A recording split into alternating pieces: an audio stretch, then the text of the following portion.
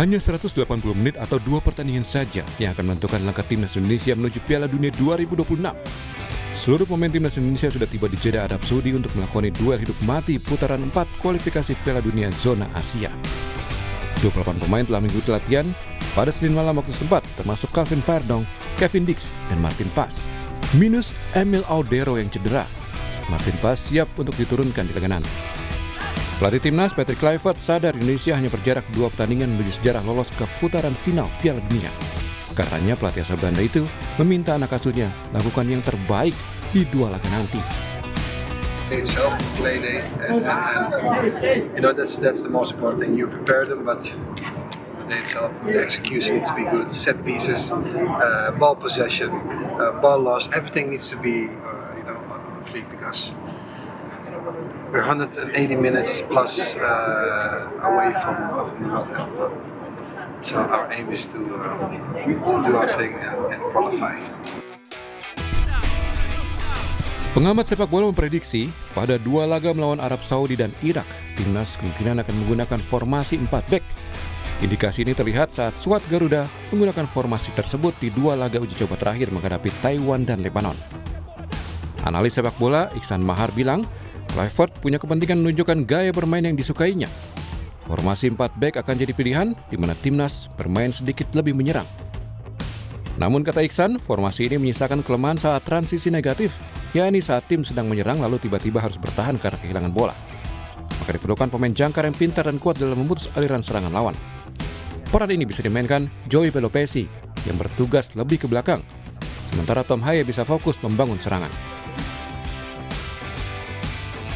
Kita perlu memang benar-benar gelandang yang bisa benar-benar tidak cuma mengontrol tapi juga menjadi filter serangan, karena itu yang akan sangat penting ketika gaya main Patrick yang dengan 4 back yang otomatis akan lebih ofensif.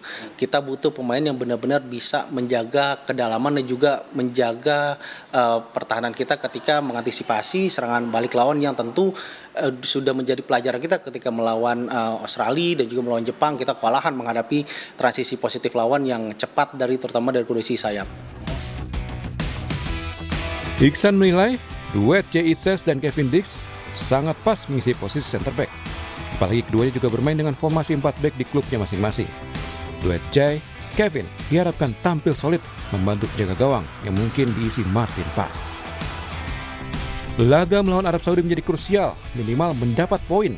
Sudah merupakan capaian timnas sebagai modal di laga melawan Irak untuk menuju Piala Dunia 2026. Tim Liputan Kompas TV. Saudara, apa yang mesti dilakukan timnas Indonesia di 2 laga hidup mati melawan Arab Saudi dan Irak menuju Piala Dunia 2026? Kita ulas bersama mantan pemain timnas Aji Santoso yang sudah bergabung via Zoom bersama kita. Mas Aji, selamat pagi. Selamat pagi, Bung. Terima kasih Mas sudah bergabung. Dan juga di studio ada pengamat sepak bola Gita Suwondo. Bung Gita, selamat pagi. Selamat pagi Mario. Dan Ketua Paguyuban Supporter Timnas Indonesia yang juga bergabung bersama kita di studio, Ignatius Indro. Mas Indro, selamat pagi. Pagi Mas Mario. Ini Mas lumayan ini juga merinding juga nih. 2 pertandingan. Menanti-nanti. Tapi saya ke Mas Aji. Mas Aji melihat skuad timnas kita. Tapi sebelum saya masuk lebih teknis, mau nanya, ini pertandingan ini kan lumayan juga sangat-sangat penting tidak hanya bagi pemain timnas tapi juga bagi seluruh masyarakat Indonesia yang menanti-nanti punya harapan besar lolos ke Piala Dunia. Biasanya Mas, pertandingan penting begini, suasana di dalam timnas ataupun mereka yang sedang bersiap staff itu seperti apa Mas kondisinya? Iya, situasi ini juga sering saya alami ketika saya menjadi pemain dulu. Tentunya saya yakin pemain-pemain juga sebenarnya juga kepingin cepat waktunya tiba untuk bisa menampilkan sebuah permainan yang baik. Yang kedua juga pemain-pemain ini juga menjelang pertandingan biasanya setelah meeting mereka santai-santai dengerin musik, benar-benar rileks karena pertandingan nanti malam itu kan pertandingan yang sangat menentukan, di mana hanya berjarak 180 menit kita bisa menjadi salah satu peserta di Piala Dunia kalau bisa memenangkan pertandingan di Arab Saudi tersebut. Jadi menurut saya pemain juga ya tentunya senang lah, pastinya senang karena ini kan juga merupakan satu pertandingan yang bersejarah. Apalagi kalau kita bisa lolos ke Piala Dunia, tentunya ini menjadi catatan tinta emas pelatih dan pemain seperti itu. Berarti harus rileks, lepas dari tekanan, lepas dari segala beban ya, Mas Haji? Iya, jadi pemain benar-benar fokus, tidak usah memikirkan yang lain. Bahkan menurut saya mungkin pagi ini atau siang sore itu pemain sudah tidak boleh lagi memain HP, WA dengan keluarga, WA dengan orang tua, itu tidak boleh. Lepas komunikasi dari luar berarti Mas Haji biasanya? Iya, benar-benar mereka fokus. Tentunya pagi masih bisa lah dilakukan, tapi ketika menjelang pertandingan, apalagi perjalanan dari hotel menuju ke stadion, itu sudah pemain sudah tidak boleh itu memainkan HP. Untuk dengarkan musik boleh, tetapi untuk telepon, untuk WA itu harus tidak boleh, karena pemain dibutuhkan fokus yang benar-benar tinggi fokusnya, seperti itu. Oke, saya ke Bung Gita. Bung Gita, ya tadi kalau cerita pengalaman sebenarnya Mas Haji, bahwa ya betul juga harus rileks dan segala macam. Tapi kalau soal lebih ke teknis, misalkan kita berbicara skuad timnas ini lengkap tanpa, kalau yang kita tunggu-tunggu, Emil Audero kipernya. Menurut Anda, apakah memang dengan minus Emil Audero yang kita tunggu-tunggu ini masih bisa timnas punya semangat, harapan untuk bisa bermain lebih baik? Saya sih percaya dengan pemain ya. Artinya tanpa Audero pun kita masih punya Martin Paes. Memang Martin Paes 9 minggu terakhir tidak bermain sepak bola sama sekali karena cedera.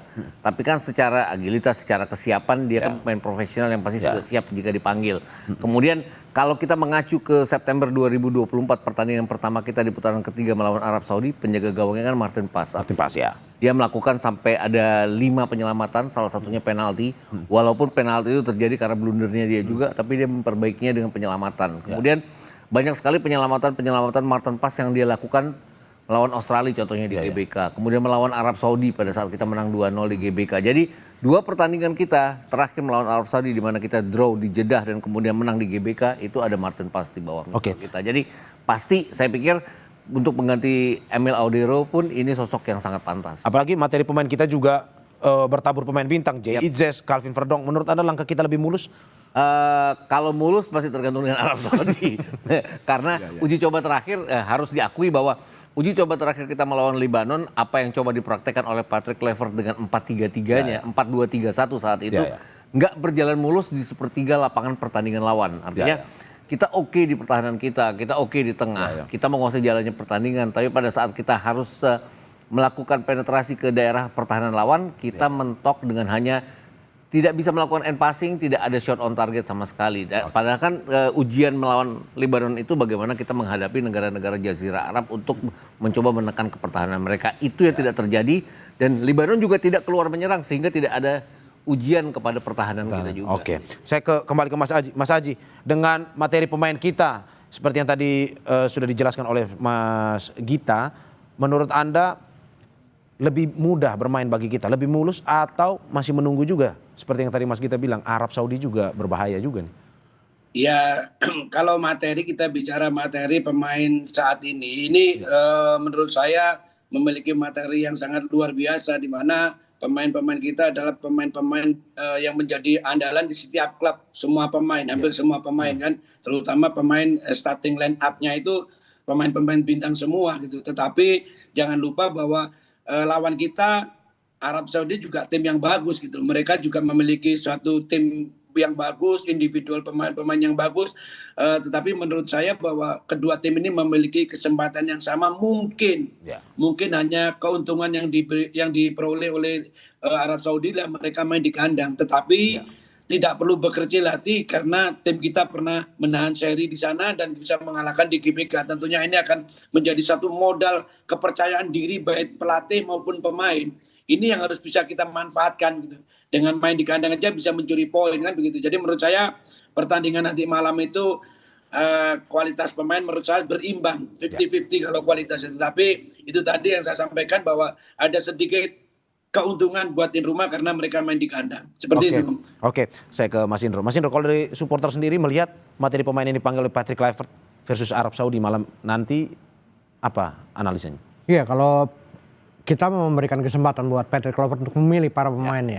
Seperti misalnya kita kehilangan Marcelino, lalu itu hak dari Patrick Kluivert ya. Yang pasti kita berharap bahwa pemain-pemain kita ini jangan ada beban mental untuk bermain di Arab Saudi ya. Walaupun memang ekspektasinya begitu tinggi terhadap mereka. Ini jangan jadi beban untuk mereka. Nah ini yang kita harapkan bahwa ekspektasi tinggi ini tetap harus realistis ya, karena kita menghadapi Arab Saudi yang sebagai tuan rumah dan apalagi wasitnya juga berasal dari Kuwait gitu ya.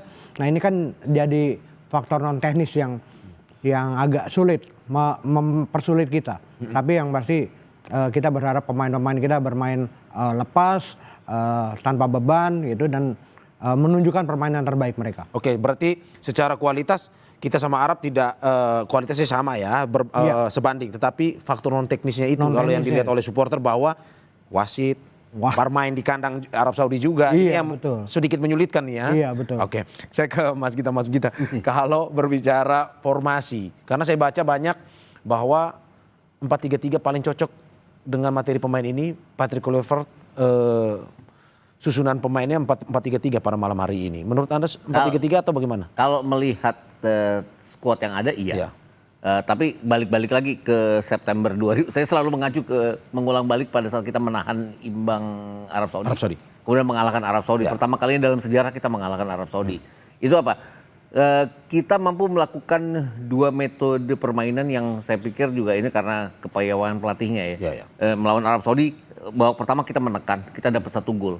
Kemudian ujuk-ujuk nggak tahu datang dari mana, tiba-tiba ada gol balasan dari Arab Saudi. Itu kemudian Sintayong memaksa kita untuk main bertahan di babak kedua. Dan itu terbukti berhasil. Jadi artinya 3-4-3-nya Sintayong itu yang membuat kita memenangkan 2 laga ini. Kemudian laga di GBK contohnya. Kita benar-benar bertahan terhadap tekanan-tekanan dari Arab Saudi. Kemudian ada 2 gol yang datang dari serangan balik. Setelah Arab Saudi melakukan serangan ke arah kita. 1 dari tendangan bebas Arab Saudi, 1 dari cornernya Arab Saudi. Itu dilakukan di hari H-1 sebelum pertandingan, dilakukan latihan secara taktikal oleh timnya Sintayong saat itu. Artinya apa? Dia melihat ada kekurangan Arab Saudi pada saat bermain dengan 2 center back, kemudian 2 wing back mereka maju ke depan tapi tidak cepat mundur ke belakang. Itu yang dimanfaatkan dengan sangat baik. Itu yang saya harapkan dari Patrick Kluivert juga bisa melakukannya. Kenapa?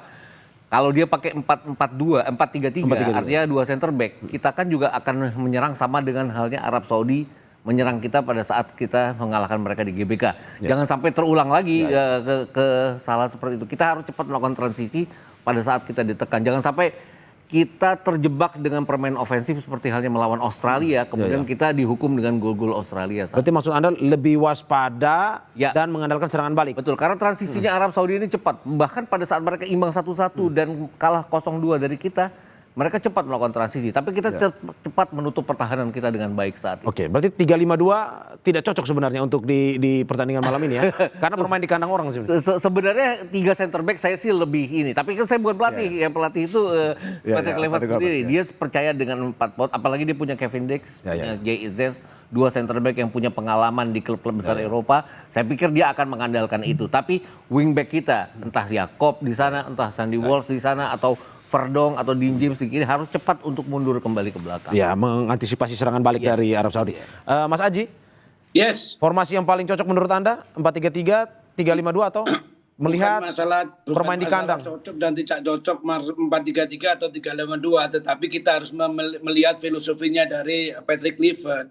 Dulu Patrick Kluivert pertama kali datang masih menggunakan 3 back, karena apa? Karena waktu itu dia tidak punya waktu untuk beradaptasi, untuk berlatih. Sekarang dia punya waktu yang lebih panjang. Dalam sejarah sepertinya ketika Kluivert jadi pemain pun jarang menggunakan pemain 3 center back, selalu menggunakan 4. Saya seperti prediksi saya, tapi prediksi bisa salah, tapi menurut saya dia tidak akan menggunakan 3 center back. Menurut saya akan menggunakan 4 pemain belakang, 4-3-3 atau 4-2-3-1, tergantung. Kalau dia menggunakan 2 gelandang bertahan, berarti dia menggunakan formasi 4-2-3-1, tetapi kalau hanya menggunakan 1 gelandang bertahan, berarti menggunakan formasi 4-3-3. Kembali lagi ketika mereka uji coba di GBK 2 pertandingan terakhir, dia menggunakan 4 pemain belakang. Menurut saya ini tidak akan dirubah sama Patrick Kluivert seperti itu.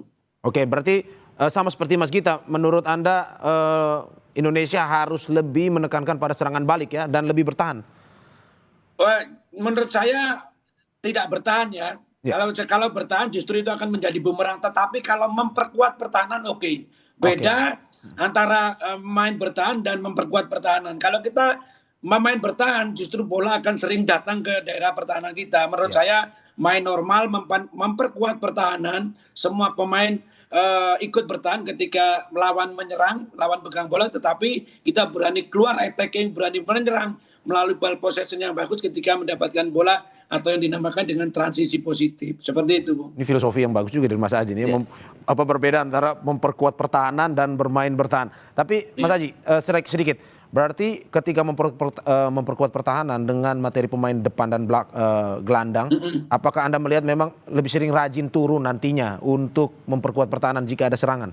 Pasti, jadi kita harus main hanya satu blok. Artinya satu blok hanya satu sisi. Ya. Ketika Arab Saudi melakukan penyerangan, tidak boleh ada pemain yang masih berdiri di atas garis tengah. Semua harus turun. Itu yang namanya memperkuat pertahanan. Ketika menyerang pun juga begitu. Ketika kita melakukan penyerangan, tidak boleh ada pemain yang ada di garis bawah, di bawah garis tengah. Karena apa? Karena akan banyak space nanti yang dimanfaatkan oleh pemain lawan. Untuk itu yang saya sampaikan tadi bahwa memperkuat pertahanan, terus kita melakukan penyerangan melalui possession dengan baik. Bedanya seperti itu, Bang. Kalau kita main bertahan, semua turun ke bawah, dapat bola, bolanya hanya ditendang ke depan aja. Tetapi kalau kita memperkuat pertahanan, kita menangkan bola, kita berani menyerang dengan cara main bola possession progresif masing-masing ke depan. Seperti itu. Oke. Bung Gita, menurut Anda memperkuat pertahanan, betul, sesuatu yang masuk akal? Artinya gini, kita harus balance ya. Artinya kita nggak bisa high pressing terus-terusan, kita nggak bisa high defensive terus-terusan. Kita bukan seperti halnya pada saat kita berhadapan dengan China Taipei, di mana dua center back kita maju ke depan sampai lepas dari tengah lapangan. Tapi kita harus cepat untuk kembali ke belakang pada transisi yang cepat lah untuk mencoba balance antara penyerangan kita dan ke depan.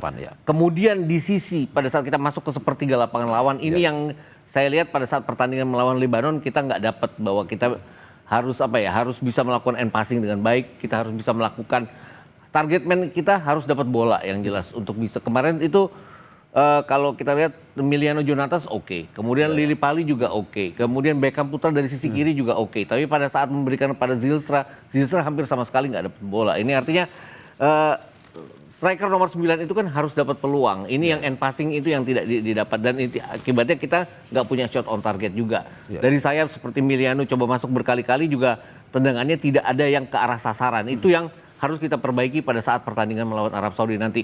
Yakinlah bahwa Arab Saudi juga tidak akan seperti Lebanon yang bertahan dengan sampai 6-8 pemain. Mereka akan lebih terbuka pertahanan mereka, itu yang harus kita manfaatkan. Berarti dalam posisi seperti ini segala kemungkinan misalkan passingnya juga tidak boleh sama sekali ada kesalahan. Bahkan harus bisa lebih akurat ya?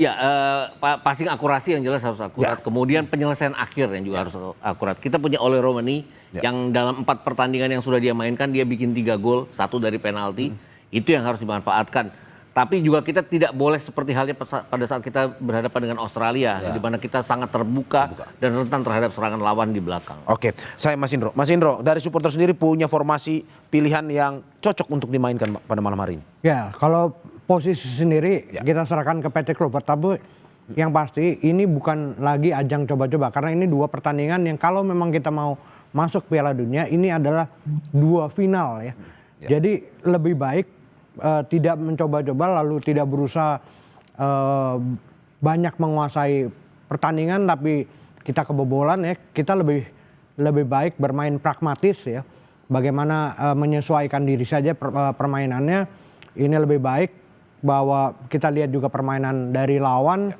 Bagaimana kita mengantisipasi permainan lawan. Ini saya pikir ini lebih penting daripada dengan formasi-formasi yang uji coba ya. Karena uji coba sudah selesai di pertandingan uji coba sebelumnya. Dan uji coba, dan ini adalah pertarungan hidup matinya itu ya. Betul, kalau kita memang mau. Oke, Mas Aji, bagaimana kita melihat peta? Tadi kita sudah banyak membahas soal Indonesia, peta kekuatan Arab Saudi. Apakah dengan materi pemain yang dimiliki Arab Saudi mungkin akan merepotkan pemain Indonesia pada malam hari ini? Tapi sebelum Anda menjawab, kita jeda berikut.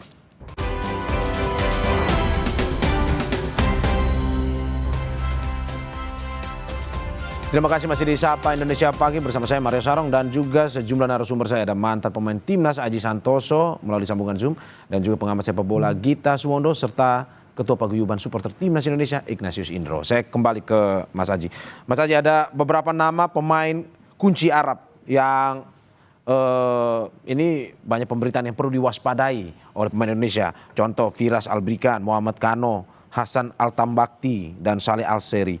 Ini katanya berbahaya juga buat pertandingan malam ini. Menurut Anda seperti itu dengan materi-materi pemain timnas Arab Saudi? Iya, pemain Arab saya sampaikan di depan memiliki kualitas yang bisa dikatakan sama lah dengan pemain Indonesia. Pemain-pemain kita juga bagus. Artinya apa? Pemain-pemain kita juga harus percaya diri kan begitu, bahwa mereka juga memiliki pemain yang berkualitas bagus. Yang kedua, kalau dikatakan pemain-pemain bahaya dari nama-nama pemain Arab Saudi tersebut, saya tetap yakin bahwa Patrick Kluivert tidak akan melakukan tactical man-to-man marking. Karena di sepak bola modern itu sudah hampir tidak ada lagi tactical man-to-man marking. Hanya saja ketika mereka dengan bola, terutama pemain-pemain yang berbahaya ini harus tidak boleh diberi ruang. Karena kalau kita berhadapan dengan pemain bagus, bagaimana kita memberi ruang sesempit mungkin, memberi waktu sesedikit mungkin. Jadi mereka tidak bisa dengan leluasa bisa melewati lawan, bisa melewati pemain-pemain bertahan kita. Jadi menurut saya sih seperti itu. Tentunya ini sudah dianalisa oleh tim pelatih bagaimana apa-apa yang menjadi kekuatan dari Arab Saudi itu yang harus diantisipasi, dan apa-apa yang menjadi kelemahan dari pemain-pemain atau tim Arab Saudi ini yang harus kita eksplor kan begitu. Ya. Tentunya ini sudah menjadi pemikiran dari tim pelatih kita, cara bermain, cara main seperti apa yang akan kita lakukan, karena itu tadi. Ya. Dan di sini sudah pasti 100% Patrick Kluivert tidak akan mencoba-coba lagi, dia akan menggunakan formasi terbaik, dia akan menurunkan pemain-pemain terbaik yang fit kondisinya, yang malam ini yang benar-benar siap main. Seperti itu. Mas Haji, menurut Anda berarti lebih baik mana? Misalkan pada malam hari ini pressing ketat atau penguasaan bola yang kita harus tekankan? Di dalam taktikal itu ada namanya fleksibilitas taktikal ya. Jadi kapan kita harus melakukan pressure, kapan kita harus lebih menurunkan tempo, kapan kita harus main possession. Menurut saya yang terpenting adalah bagaimana pemain-pemain kita tidak terlalu cepat kehilangan bola. Kenapa? Kalau kita pegang bola dan selalu cepat hilang, itu akan justru menguras tenaga kita. Ya. Kemarin memang ketika 2 kali uji coba, pemain kita jarang bisa melakukan kombinasi di sepertiga pertahanan lawan, karena ini satunya cara yang sangat sulit untuk diantisipasi lawan. Jadi menurut saya pemain-pemain kita harus berani main possession di daerah pertahanan lawan, tidak boleh kehilangan bola, dan ketika ada momen yang tepat untuk bisa melakukan one to touch kombinasi dilakukan, atau mereka melakukan solo dribbling, atau mereka melakukan shooting ketika ada kesempatan. Ini yang di 2 pertandingan memang tidak terlihat. Tentunya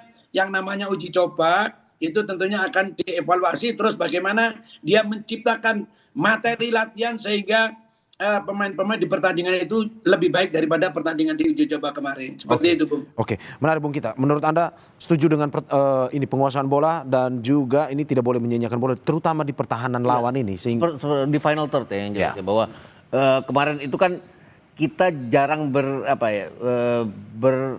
mencoba segala sesuatu di final third. Artinya kita seperti mentok pertahanan lawan yang pakai 6-8 pemain, kemudian kita lempar ke sayap, kita melakukan crossing. Sulitan untuk menembus itu ya? Itu sulitnya, crossingnya juga tidak tepat sasaran ke Mauro Zilstra saat itu.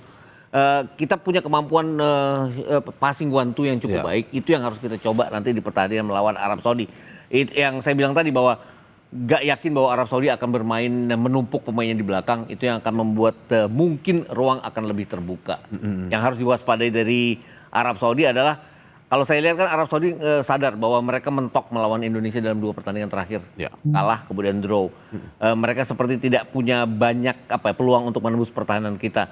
Mereka memanfaatkan set piece. Mereka sampai menyewa master set piece dari Arsenal ya, Nicolas Jover itu untuk melakukan mengajari mereka bagaimana mengambil corner dan segala macam. Itu juga yang kita harus waspadai. Karena, bahkan sekecil itu saja mereka.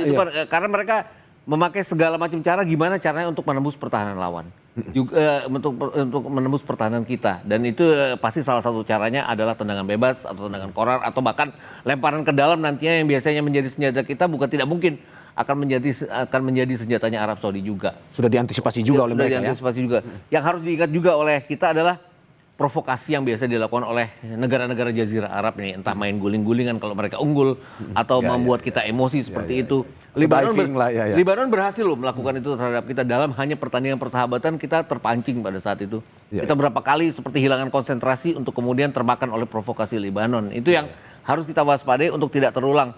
Percayalah, Irak mungkin tidak akan melakukannya karena dalam 3 pertemuan dengan Irak itu Irak nggak pernah melakukan itu. Tapi Arab Saudi ini punya kemampuan untuk melakukan itu. Saya teringat katanya Haji Memoriasu ya pelatihnya Arab Saudi, pelatihnya Jepang bahwa kita harus unggul cepat, unggul dengan jumlah margin gol yang banyak sehingga mereka tidak punya kesempatan untuk melakukan provokasi. Tapi kalau misalkan dengan unggul, kita harus unggul cepat. Tapi mudah mungkin Jepang melakukan itu yang tidak mudah bagi kita. Oke, itu yang saya mau tanyakan. Maksudnya dengan melihat transisi misalkan dari ketika bertahan kita melakukan serangan balik. Menurut Anda dengan pemain-pemain ini bisa melakukannya dengan mulus atau? Bisa. Kita masih ada Ragnar, ada Calvin Verdong juga. Kemarin melawan Lebanon bahkan mengagetkan Calvin Verdong dipakai sebagai salah satu dengan 4-2-3-1 sebagai pivot, double pivot bersama Joe Pelupessy ya. Itu mungkin untuk mengantisipasi kalau Tom Haya tidak bisa bermain selama 90 menit. Karena Tom Haya kan selama ini dikenal sebagai pemain 70 menit. Itu kenapa Calvin Verdong dimainkan di tengah karena kita punya Dean James yang bisa dimainkan di back kiri juga. Oke. Mas Aji, kalau melihat bahwa untuk membongkar pertahanan lawan mungkin saja kita mengandalkan ketika mereka menyerang terus kita lakukan serangan balik ketika mereka lagi kocar-kacir, fokus ke menyerangnya. Menurut Anda transisi seperti itu dari Indonesia, dari menyerang bertahan ke menyerang?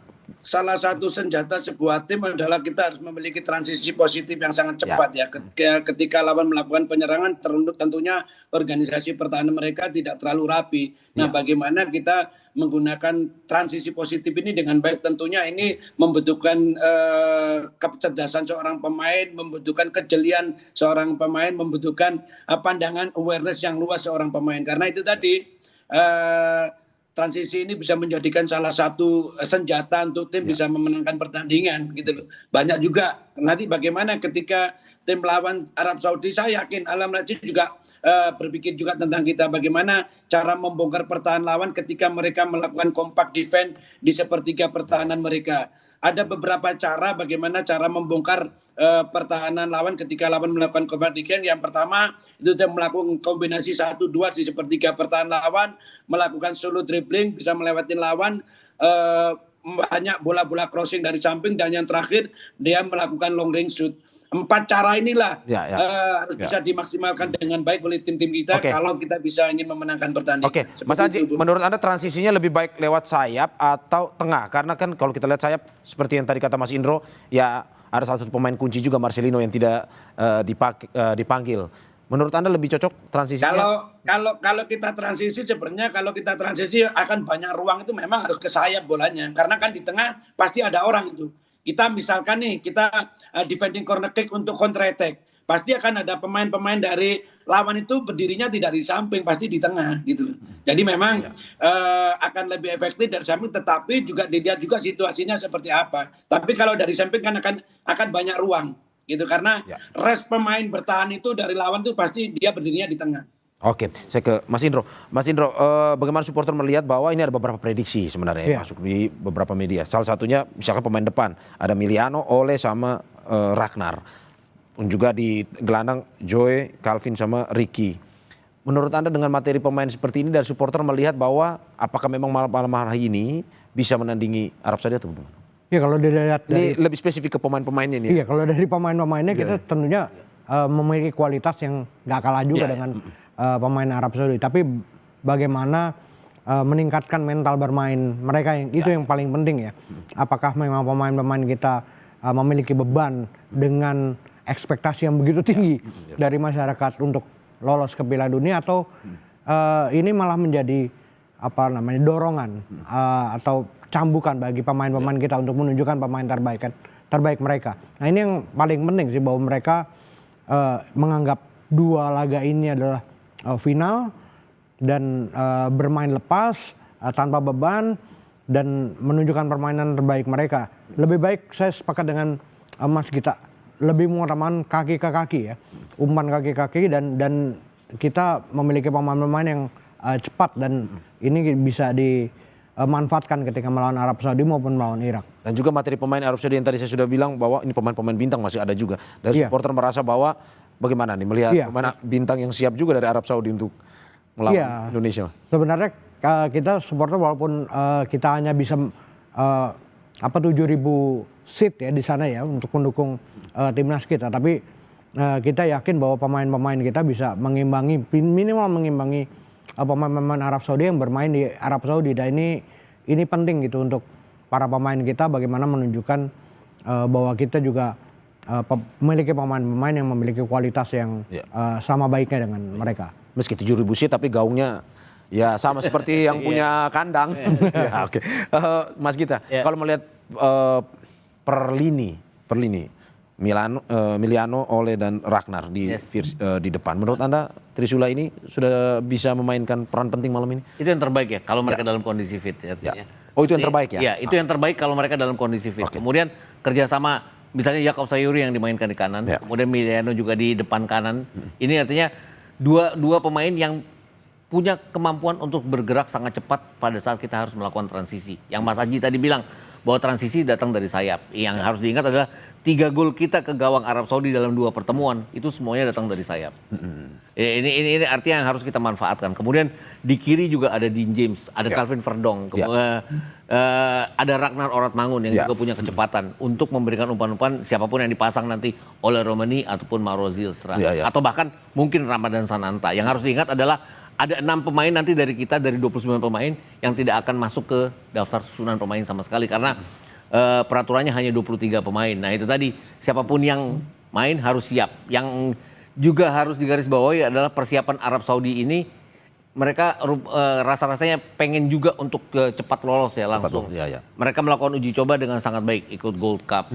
Mereka berhadapan dengan Amerika Serikat, mereka berhadapan dengan Meksiko. Kemudian mereka tur ke Eropa, berhadapan dengan Makedonia, berhadapan dengan Republik Ceska yang benar-benar sekarang sedang jadi pimpinan grup mereka di kualifikasi mereka sendiri. Jadi persiapan mereka jauh lebih bagus dibandingkan dengan kita. Tapi dari sisi kualitas pemain, kita nggak kalah dengan mereka. Bahkan kalau saya bilang agak lebih unggul ya para pemain kita dibandingkan dengan mereka.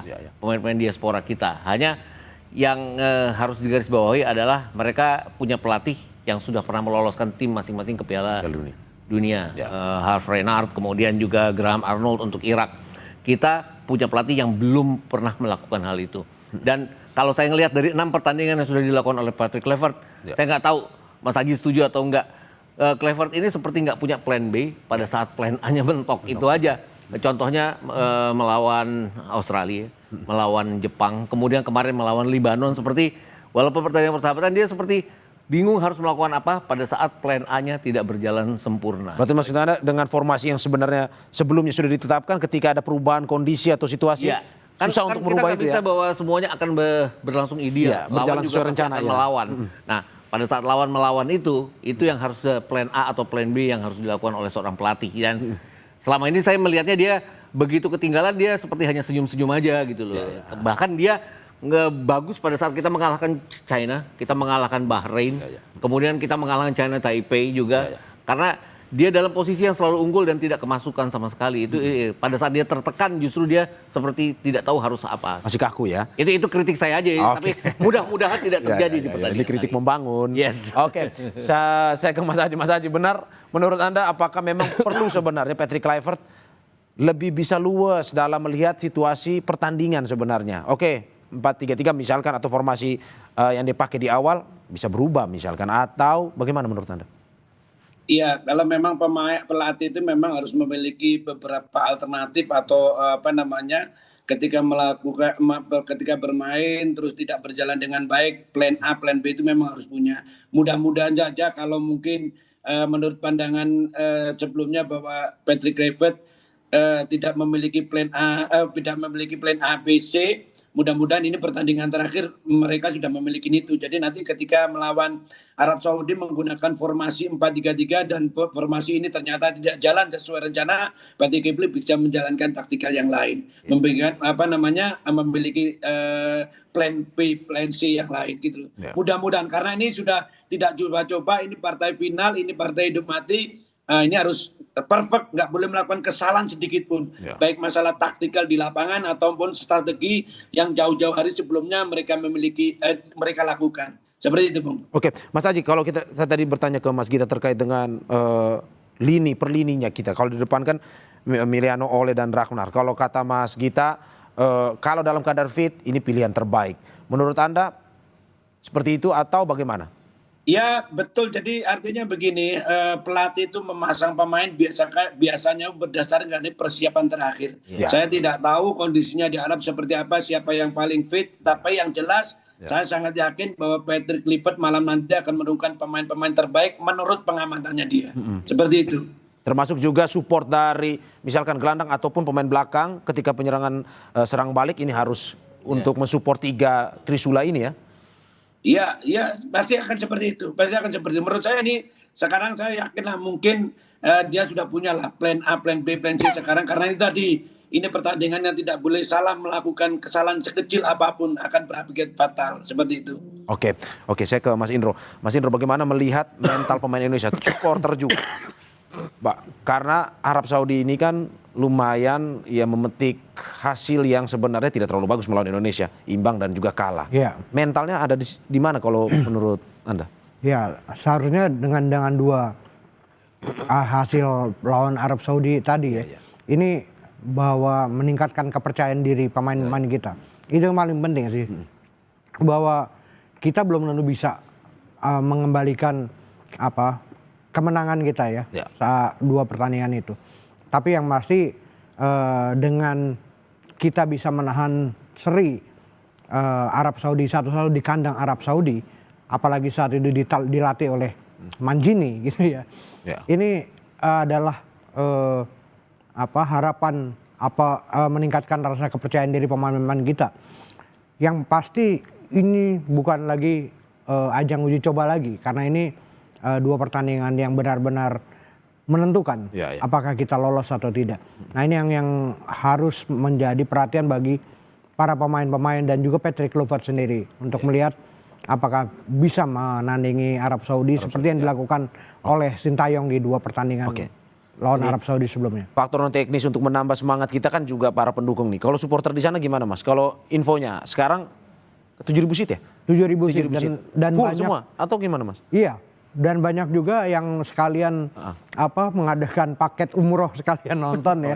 Ini juga banyak juga orang yang mengadakan itu. Jadinya saya pikir 7.000 seat tentunya akan terpenuhi ya untuk pemain ke-12 kita di sana gitu. Oke, sempat berkomunikasi dengan warga kita, teman-teman kita di sana, mungkin ada kendala atau apa untuk bisa menonton laga malam ini? Sejauh ini saya belum melihat ada kendala untuk menonton laga itu 7.000. Mungkin kalau misalnya akhirnya karena kita juga banyak TKI di sana ya, permintaan untuk lebih dari tiket yang disediakan untuk away gitu. Ketika datang lebih ini yang mungkin akan sulit diwujudkan gitu. Tapi ketika 7.000 seat ini saya pikir ini pasti terpenuhi oleh supporter kita. Karena sudah banyak teman-teman yang berangkat ke sana juga. Ada yang spesial malam ini Mas? Chance atau mungkin spanduknya atau? Kalau di sana kita mungkin terbatas ya karena kita koreonya itu kan sebagai away. Benar. Jadi memang ya apapun yang penting kita bisa dukungan penuh lah kepada timnas ya. Yang pasti supporter akan memberi dukungan penuh. Oke. Kalau Mas Gita bagaimana melihat mental pemain Arab sebenarnya? Oke, bermain di kandang, tapi kita punya sisi yang mengunggulkan kita adalah ya mentalnya mereka hasilnya tidak terlalu bagus sebenarnya lawan Indonesia. Iya, pasti ada faktor hati-hati juga dari mereka. Itu yang harus kita manfaatkan. Artinya gini, selama ini kan mereka selalu terlihat superior dari kita sebelum 2 pertandingan terakhir ini. Bayangkan mereka hanya 3 kali imbang saat itu, 14 kali mereka mencatat kemenangan. Kita nggak pernah menang sama sekali. Tapi kemudian dipatahkan oleh tim Piala Dunia kita ini dengan 1 kali draw, kemudian 1 kali kita mencatat kemenangan di GBK. Pasti akan ada rasa khawatir dari para pemain Arab Saudi itu ada. Tapi itu bukan hal biasa di sepak bola saya pikir ya. Mereka pasti punya cara juga untuk mengatasinya. Yang harus jadi pengawasan kita adalah kita ini tim yang belum pernah menang away di putaran ketiga. Artinya kita itu draw 2 kali itu ya. Kita draw 2 kali di tanah Arab, Bahrain dan juga Arab Saudi. Kita kalah 3 kali ya di Cina, di Jepang dan juga di Australia. Dan kalah telak juga di Australia dan Jepang itu. Itu yang harus jadi perhatian kita bahwa prestasi away kita tidak sebagus pada saat kita bermain di kandang kita sendiri.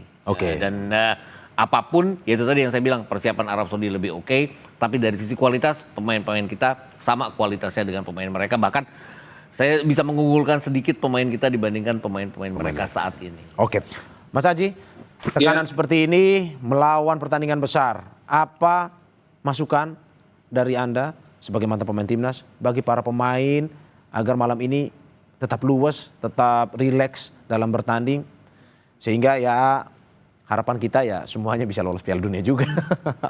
Iya, ya yang penting ini adalah pertandingan final. Bagaimana pemain pertama bisa fokus, benar-benar fokus, tidak ada berpikir hal lain kecuali pertandingan nanti malam. Yang kedua, bagaimana pemain bisa mengeluarkan segala kemampuan untuk merah putih, karena itu tadi ini akan menjadi satu sejarah tinta emas yang ditorehkan oleh pemain-pemain dan pelatih kalau kita bisa lolos ke Piala Dunia. Tentunya ini akan menjadi satu motivasi yang besar buat pemain. Setiap individu pemain harus berpikiran how to win, bagaimana untuk bisa menang dalam pertandingan malam hari ini. Itu yang paling penting, Bu. Oke, saya ke Mas Indro. Apa pesan dari supporter bagi harapan besar, tapi mungkin beban itu ya akhirnya berada di pundak para pemain timnas kita. Tapi bagaimana ya masukkanlah kepada pemain timnas kita untuk bisa lebih rileks malam ini. Iya, bahwa pemain-pemain kita harus bermain rileks dan juga jangan menjadikan ekspektasi yang begitu besar menjadi beban bagi mereka. Mereka harus bermain lebih santai dan menunjukkan kemampuan terbaik mereka di lapangan. Karena bagaimanapun juga kita adalah supporter yang juga realistis ya. Ketika bermain di kandang lawan dengan hal-hal non teknis yang demikian berat, kita tahu beratnya pemain timnas kita. Makanya mereka lebih baik